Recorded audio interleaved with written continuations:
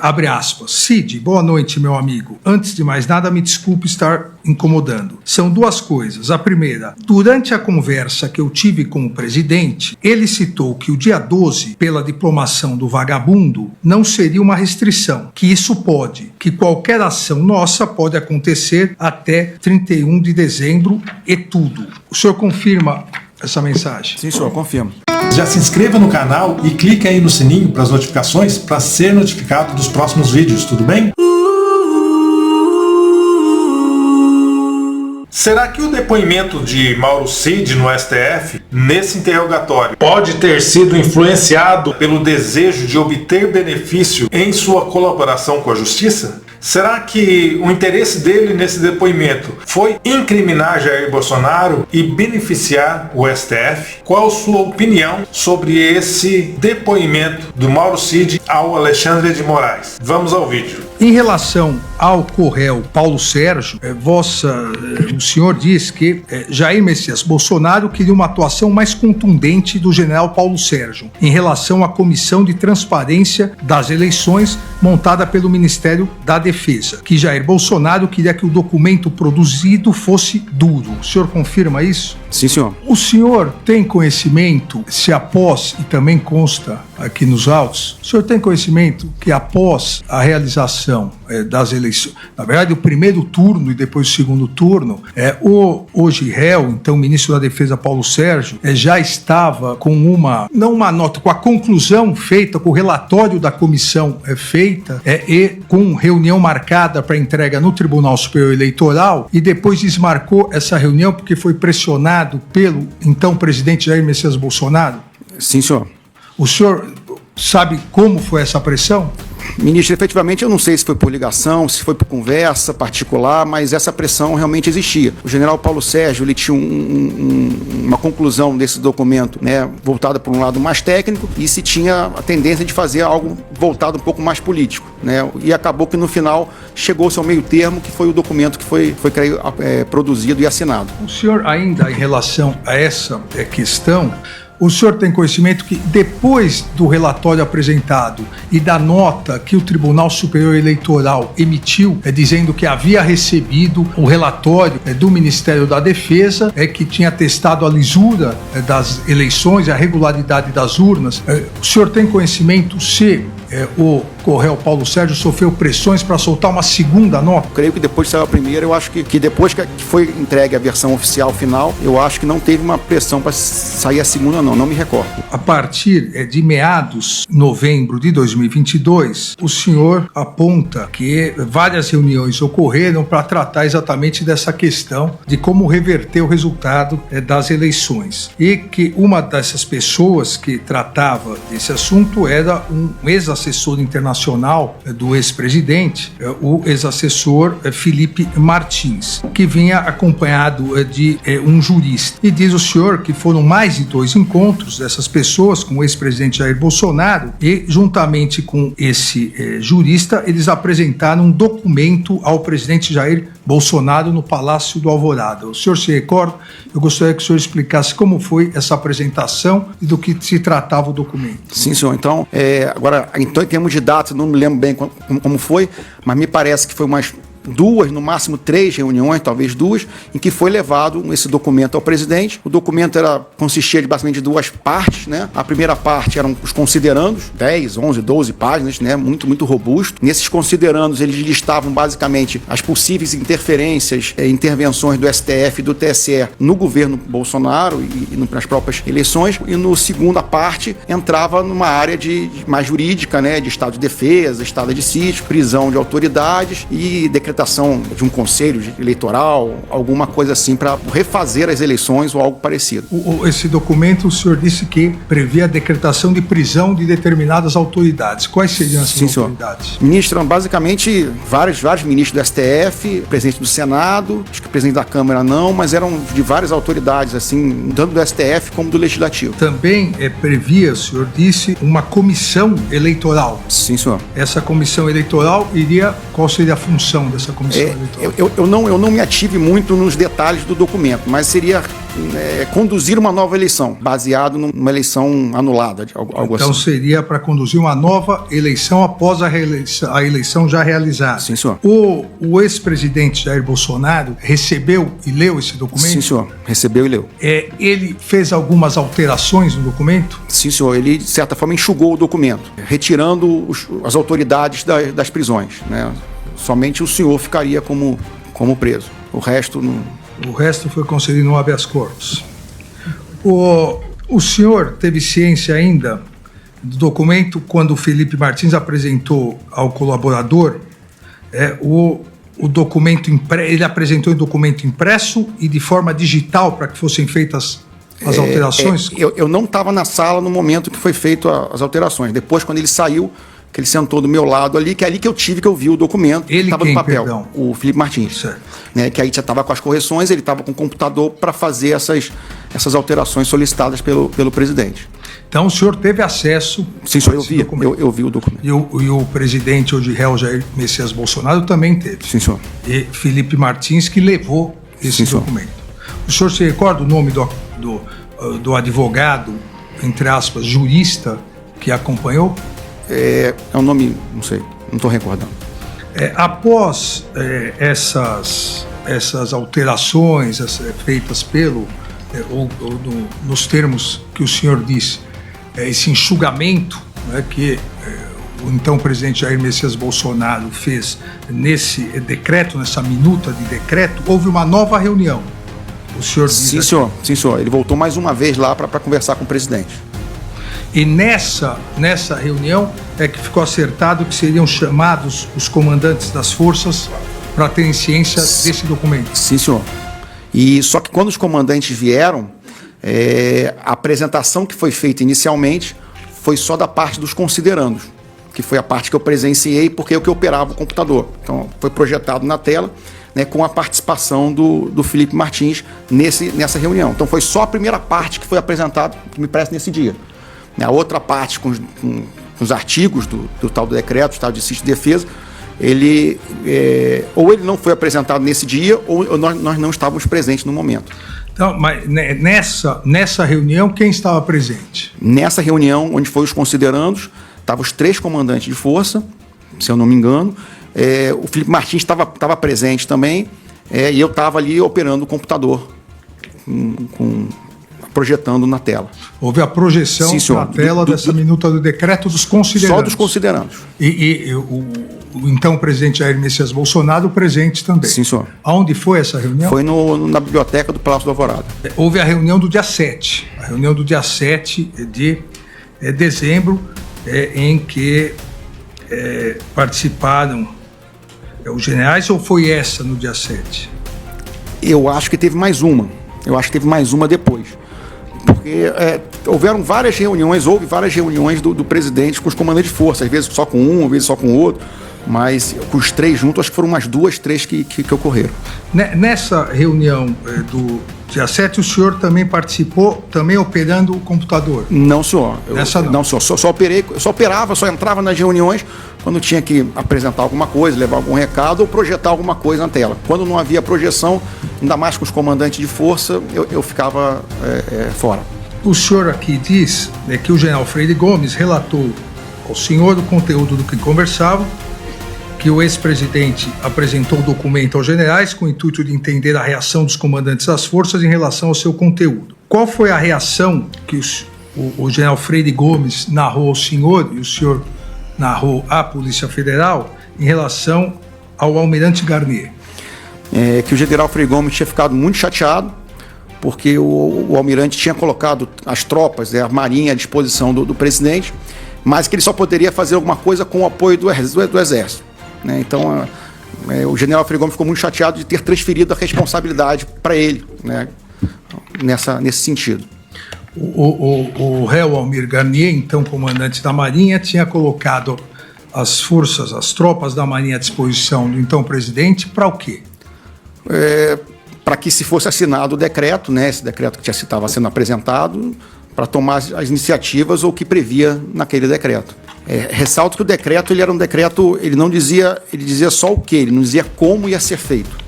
Era um decreto amplo e genérico, não tinha detalhamento de ordens nem ações. O general Freire Gomes narrou ao senhor também qual foi a conduta do brigadeiro Batista Júnior?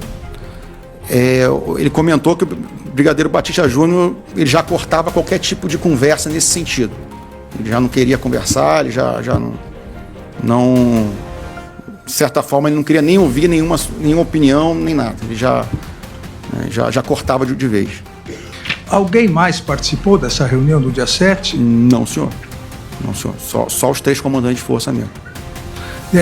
Nessas reuniões, o então ministro da Justiça, o de réu Anderson Gustavo Torres, participou de alguma dando assessoramento jurídico? Não, senhor.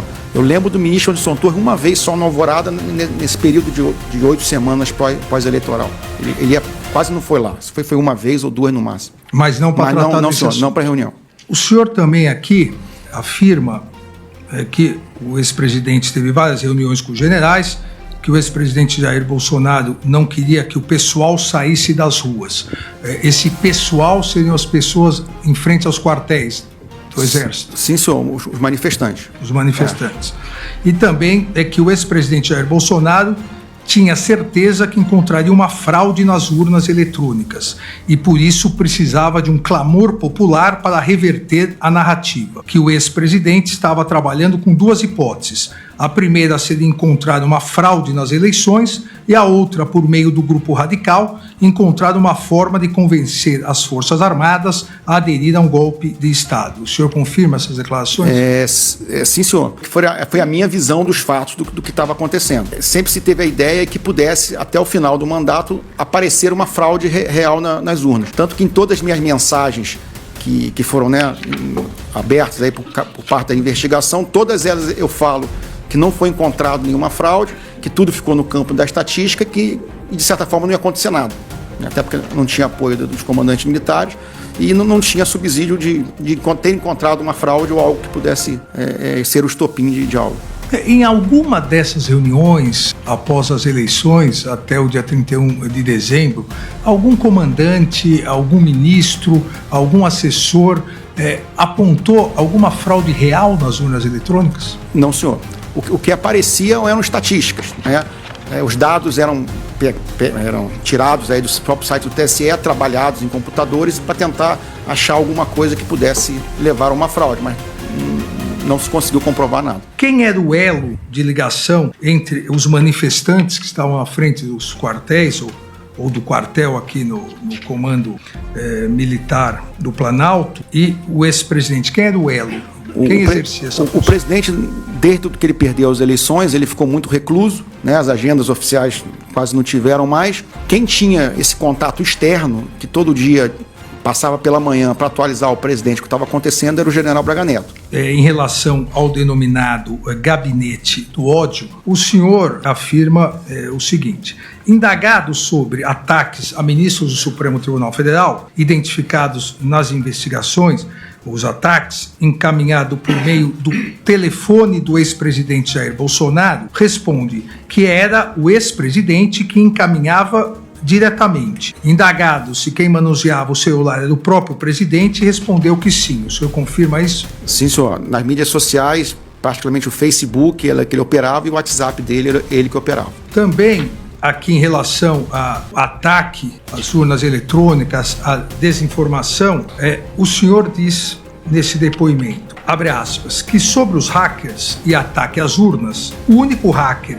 que esteve com o ex-presidente foi Walter Delgatti, recentemente condenado pela primeira turma do Supremo Tribunal Federal. Então o senhor diz que sobre os hackers e ataque às urnas, o único hacker que esteve com o ex-presidente foi Walter Delgatti, que no referido encontro o colaborador chegou depois da chegada de Delgatti no Palácio do Alvorada, que a deputada Carla Zambelli marcou a reunião entre o presidente da República e Delgatti, diretamente com Jair Bolsonaro, que a reunião ocorreu no Palácio do Alvorada. O senhor se recorda disso? Sim, senhor. Foi na hora do café da manhã, se eu não estou enganado. E como foi essa reunião? Na verdade, eu cheguei depois, né? Chegaram bem cedo.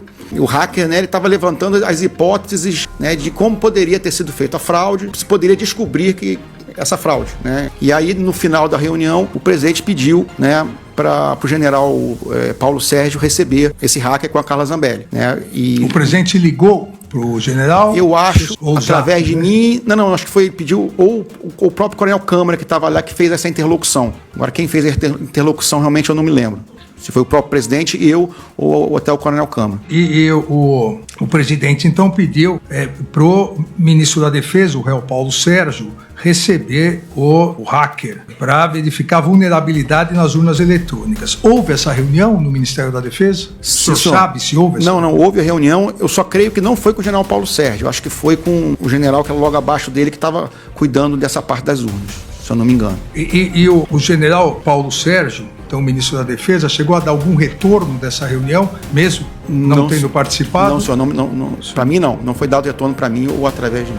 Diz nesse depoimento sobre uma suposta gravação do ministro Alexandre de Moraes relacionada a Marcos Duval e Daniel Silveira. Respondeu que Daniel Silveira realizou contato com o ex-presidente Jair Bolsonaro dizendo que o Marcos Duval tinha uma gravação do ministro Alexandre de Moraes, que o ex-presidente recebeu Daniel Silveira e na conversa Daniel Silveira disse que não havia gravação, que Daniel Silveira sugeriu que Marcos Duval gravasse usando o apoio da ABIN. O senhor se recorda dessa? Eu não participei dessa reunião, né? Depois isso me foi relatado pelo coronel Câmara o que tinha acontecido, mas as informações foram essas mesmo. O senador tinha ido lá dizendo que tinha uma gravação do senhor e que depois não era bem isso, que ele poderia tentar fazer a gravação utilizando outros meios, né? Que ele disse que era muito amigo do senhor, alguma coisa assim. O senador Marcos Duval disse que era muito amigo meu. Sim, e queria usar outros meios para me gravar. Sim, senhor. Outros meios seria a BIM? Eu não sei quais meios que eles teriam, né? Mas seria usar algo que houvesse institucionalmente. Nós vamos agora à questão também importante, o esclarecimento aqui na ação penal, exatamente das omissões e alteração de versão que o senhor deu em relação à reunião que ocorreu no dia 12/11, na casa do general Braga Neto, no dia 12/11, a Polícia Federal apontou eventuais omissões em seus depoimentos dados no dia lá atrás, 11 de março de 2024, que fique claro quem estava nessa reunião. Ou melhor, como foi marcada essa reunião, quem procurou o senhor, como foi essa reunião. Fiquei lá, acho que uns 10, 15 minutos iniciais ali no máximo. Os participantes desse encontro, além do senhor e do general Braga Neto, quem era? Era o coronel de Oliveira e o coronel Ferreira Lima. Major de Oliveira na época. Né? Enquanto o senhor lá estava, o que foi tratado? Basicamente eles estavam insatisfeitos com o rumo do processo eleitoral, né? Insatisfeitos com o rumo que até as Forças Armadas estavam tratando esses assuntos, né?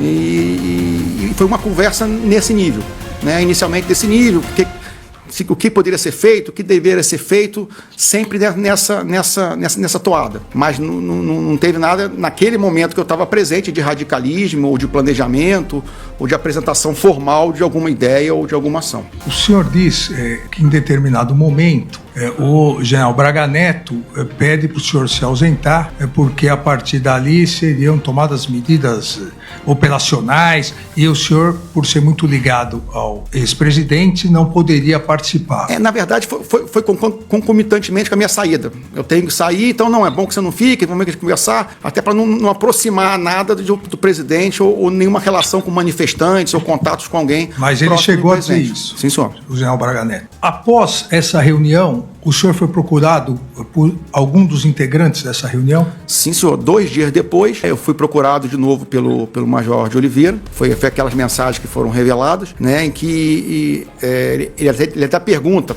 como é que foi a reunião, alguma coisa assim. O que você achou da reunião? Eu falei assim, não sei, eu não estava. Depois também não corri atrás para saber. Não era do meu métier, né? E aí ele falou, estou precisando de dinheiro. Estou precisando de recurso para alguma coisa. Quem disse isso? O Major de Oliveira. Precisando de dinheiro e recurso. Isso. Até inicialmente eu brinquei com ele, 100 mil. Até conhecendo ele, era bem... E aí eu vi, que realmente eles queriam parecia que queriam trazer pessoas do Rio de Janeiro, né, alguma coisa assim. E aí eu fui procurar o general Braga Neto. Aí, inicialmente o general Braga Neto ele orientou que eu procurasse o pessoal do partido, né? Lembro que o intuito, pelo menos na minha cabeça, o intuito eram manifestações apoiadas pelo Exército na frente dos quartéis. Então eu fui procurar o general Braga Neto para perguntar sobre se havia alguma maneira, né, do partido ou alguém ajudar, ele orientou que eu falasse com o pessoal do partido. Aí eu falei com o coronel, não me lembro o nome do coronel, tesoureiro do partido. Tesoureiro do Partido Liberal. Do PL. Sim, senhor. Aí eu conversei com ele, né, inclusive mostrei aquele documento que a senha não foi quebrada, né? Eu mostrei para ele o que era o hotel, né? Ele falou que o partido não poderia bancar aquilo ali, não tinha como o partido apoiar manifestantes para trazer. E posteriormente eu retornei para o general Braga Neto, não foi possível e tal. E aí depois, acho que realmente o espaço temporal não me recordo, o general Braga Neto trouxe, né, uma quantia em dinheiro, que eu também não sei precisar quanto foi, mas com certeza não foi os 100 mil, então que foi passado para o Major de Oliveira, no próprio Alvorada. O senhor que passou esse dinheiro? Eu passei, sim, senhor. Eu recebia do general Braga Neto. O senhor recebeu esse dinheiro do general Braga Neto? Sim, senhor, no Palácio da Alvorada. Ele estava onde, esse dinheiro? Ele, não sei. Guardado? Não, guardado onde? Quando o senhor recebeu uma sacola? Tava acho, uma caixa de vinho, assim, né? E aí eu depois, acho que no mesmo dia, eu passei pro Major de Oliveira. O senhor tomou conhecimento da ação, da Operação Punhal Verde e Amarelo? Não, senhor. Quando que o senhor ficou sabendo dela? Eu fiquei sabendo pela imprensa, no dia da prisão dos militares. Inclusive, meu nome nem constava naquele gabinete de crise que foi criado, né? O que seria criado. Então, o senhor não teve conhecimento em momento algum? Não, senhor. O senhor sabe de onde veio esse dinheiro? Provavelmente, pelo que a gente sentia ali, até das manifestações, era o pessoal do agronegócio que estava, de alguma forma, ajudando a manter ali as manifestações na frente dos quartéis, né? Então, na minha concepção, naquele primeiro momento, essa foi a minha ideia principal. Duas mensagens, mas uma que me parece mais importante, abre aspas, também nesse dia 8 em que ele esteve com o presidente, conforme consta nos autos por documento da entrada no palácio. Abre aspas. Cid, boa noite, meu amigo. Antes de mais nada, me desculpe estar incomodando. São duas coisas. A primeira, durante a conversa que eu tive com o presidente, ele citou que o dia 12, pela diplomação do vagabundo, não seria uma restrição. Que isso pode, que qualquer ação nossa pode acontecer até 31 de dezembro e tudo. O senhor confirma essa mensagem? Sim, senhor, confirmo. Já se inscreva no canal e clique aí no sininho para as notificações para ser notificado dos próximos vídeos, tudo bem?